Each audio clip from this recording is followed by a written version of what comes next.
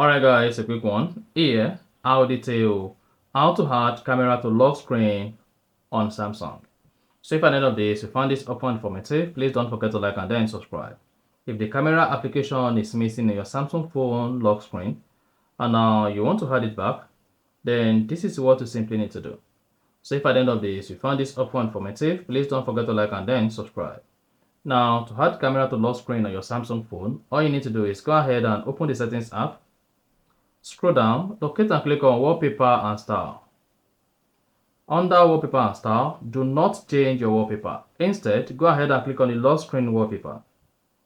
Once you click on that, hang on for the lock screen wallpaper to open. Then locate and click on the plus button at the bottom right or the bottom left, depending on where you want to add the lock screen camera on your Samsung. Then go ahead and search for the camera application from the list of applications available here. Once the camera application is added, go ahead and click on Done at top right. And after that, you can now close the settings page. Now, when next the Samsung phone screen is locked and you want to use the lock screen camera, all you need to do is press and hold it and then drag left. And that is going to open the camera application on your Samsung phone.